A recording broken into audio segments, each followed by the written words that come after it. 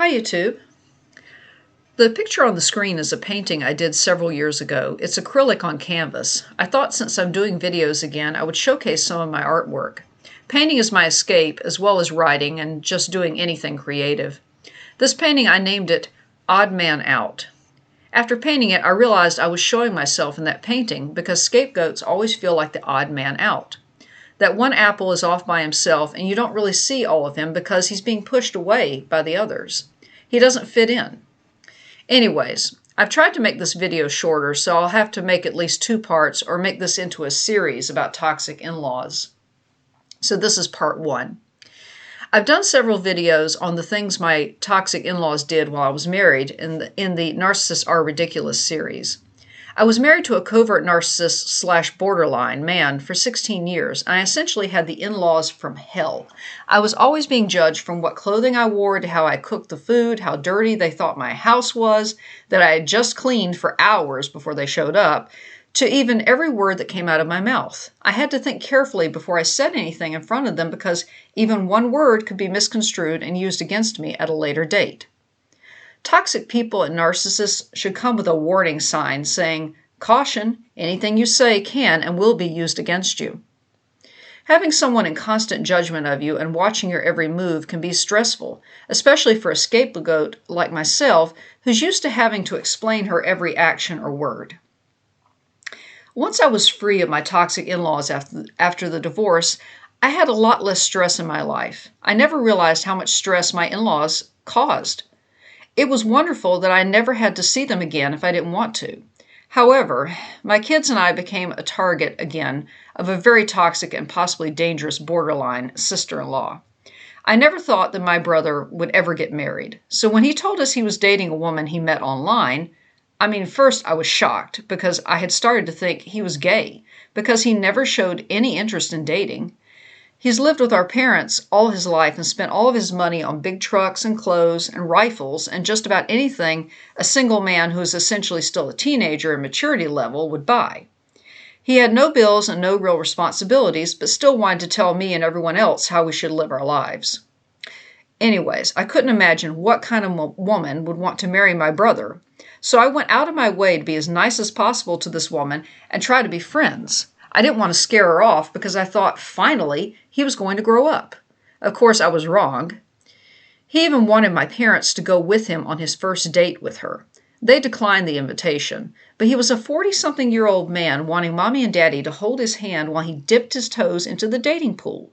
What kind of woman would even go on a date with a guy like that and his parents? Well, I soon found out. At first, she came into my family with all smiles and being overly friendly. There were red flags from the beginning that she was a toxic person, but I ignored them.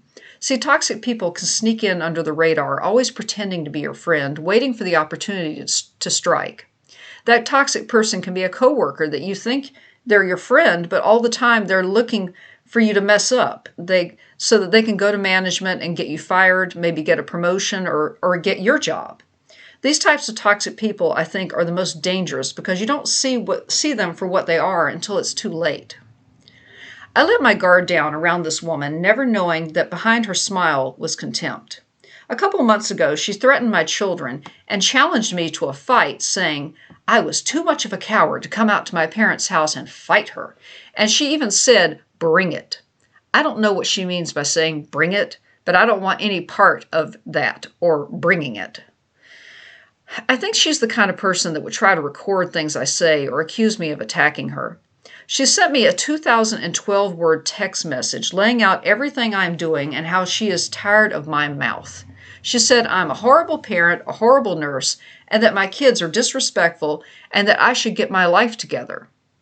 I'm surprised she doesn't have carpal tunnel syndrome in her thumbs from all that text messaging. Now, I have no contact whatsoever with this woman. I don't go to my parents' house. I don't show up for family dinners. If I walk outside and I see this woman with her dogs in the front yard, I turn around and stay inside until she's gone.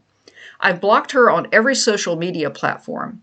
I haven't blocked her number on my phone yet because I want to keep a record of all the text messages she has sent me if I need them at a future date to defend myself.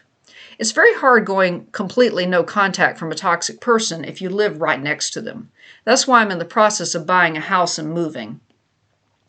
But I digress. Their relationship moved very quickly. She mirrored all my brother's likes and dislikes, and they were engaged within a few months. The red flags started coming out soon after they were engaged. As soon as they were engaged, she quit her job and moved in with my parents. She said she was going to be fired anyways because her boss didn't like the amount of time she spent in the bathroom on the weeks she had her period and wanted her to plan when she went to the bathroom around her breaks. So she supposedly quit her job because of her menstrual cycle. So now she was living with my parents, and my mother discovered she had lost her driver's license. My sister-in-law had been in an accident, and when they pulled her record, the officer discovered she had a failure to appear charge in court for when she had gotten a speeding ticket. She claimed she had hired a lawyer that never showed up to court. Now she had no job, no car, and no license, and my mother had to drive her around everywhere for 6 months until she could get her license again. This is when I stepped in to help my future sister-in-law. Our hospital was desperate for healthcare techs and nursing assistants, and she had been a healthcare tech in the past, so I helped her get a job. I put my reputation on the line to help her. So now she had a good job and no real bills, but she was still complaining to be out of money. She was supposedly saving money for the wedding, but every day something from Amazon came to my parents' house addressed to her. She loved expensive clothes, shoes, and purses, but I think sometimes my brother was footing the bill. He started to sell things to help pay for the wedding and even cashed in a small savings account my parents had started for him as a child. She confided in my mother that she was under a tremendous amount of stress and afraid. When my mother asked her why, she said that she owed thousands of dollars to the IRS for back taxes and her credit cards were maxed out as well. Her explanation for owing back taxes was that one Christmas she wanted some extra money to buy her family Christmas gifts. She changed the withholding on her W-4 to where no taxes were taken out of her check. She stated she had forgotten in January to change it back and went the whole year not paying taxes. Now this was very suspect to me because if I suddenly was bringing home hundreds of dollars more a month, I would wonder where it was coming from. I would ask my employer, hey, did I get a raise I didn't ask for? Even if you just glanced at your pay stub, you would see that you weren't paying taxes. Trust me, I always look at my pay stub because I want to make sure the hospital isn't shorting me that extra $1 an hour that I'm supposed to get paid for being the charge nurse. I try not to spend it all in one place. Anyways, I didn't buy that story. My ex-husband was a tax dodger for several years, so I know the stress and fear that the IRS can bring into your life. We almost lost our home to a tax lien because he refused to pay income taxes. I had to get a work-from-home job to watch our children and still earn an income to pay it back. I think my sister-in-law thought she was going to be marrying into money, and that was partly why she targeted my brother. My parents have a nice 2-story home with a full basement, which is in stark contrast to the trailer that was converted into a house that she lived in. My parents only have a nice home because their 1970s ranch home burned down 20 years ago and they had to rebuild. I think she thought all her money troubles were over. My brother looked successful because he had 2 large $50,000 pickup trucks and lived in this huge house. I think she was upset that she had to get a job and work after they were engaged. She started calling out sick a lot at the hospital job I had helped her get. It made me look bad because I had recommended her.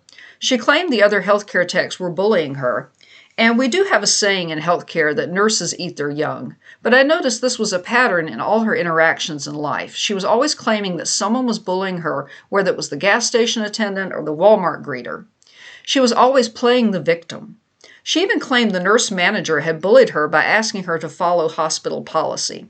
She was a safety sitter one day for a psych patient who was homicidal.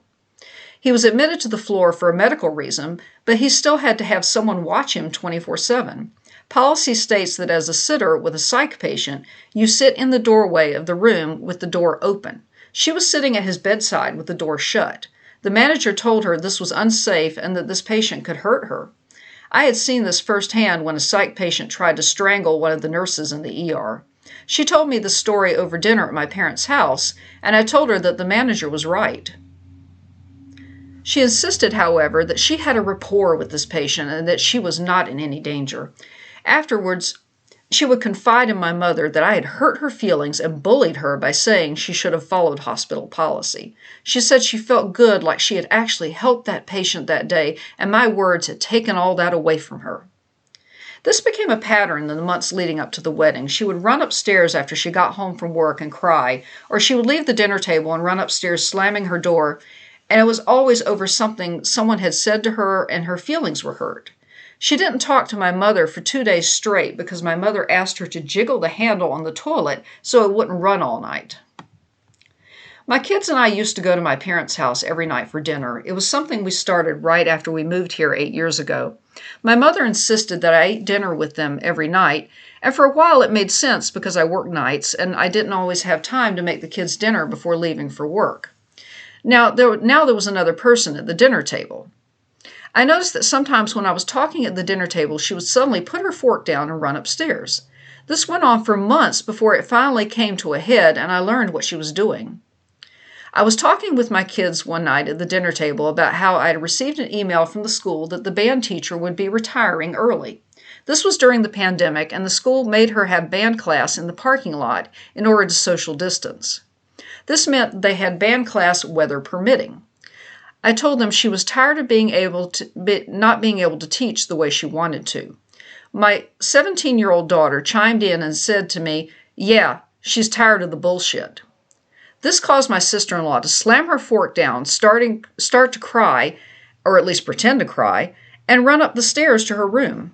My brother stood up from the table and pointed his fingers at my daughter, saying, "You're going to march yourself upstairs and apologize to your aunt." My daughter looked confused and started to ask what she had done wrong when my brother firmly placed his hand on her shoulder. My daughter said later it felt more like a light slap. He said, "Apologize for your language right now." I told him, "Get your hands off my daughter, and she is not going to apologize to a grown woman who's having a temper tantrum." My brother got very angry at that point and started to yell. I said, "You're not her father, and she is not going to apologize." The kids and I left, but later on that week, my mother told me that apparently my sister-in-law is triggered every time someone says a curse word at the dinner table. She was severely punished as a child for profanity. I told her that that's not my problem or my children's problem, and she can't hold everyone at the dinner table hostage. From that point on, we stopped going out to my mother's for dinner. I thought that would be the end of things, but I think she was actually listening to my words and my daughter's words at the dinner table, just waiting for her opportunity. A couple days later, she and my brother sat my mother down at the dinner table late at night to discuss the family issues. My sister-in-law stated that when she first moved into their home, we were a happy family and that she was envious of the fact that we ate dinner together every night. She said she had always wanted that for her family. She said that over the last 2 years, things had changed and that she finally knew why. She said that I was causing a rift in the family, that I was the cause of all the family discord, and that she knew that I didn't like her and that my kids didn't like her. She told my mother not to say anything to me about what she said. She had started a smear campaign against me, trying to turn me into the family scapegoat. Of course, the joke was on her because I already am the family scapegoat, so she didn't need to try hard to convince anyone. I was completely taken off guard that this woman I had bent over backwards to help was now engaging in a smear campaign with my own mother. I had gone out of my way to be nice to her and befriend her and even give her money when she and my brother needed it. The only thing that had changed over the 2 years was that she moved in. I really feel like she wanted to divert attention from herself and her spending habits, huge debt, and histrionics. They keep claiming that they could not afford to move out of my parents' house, but their spending habits said otherwise.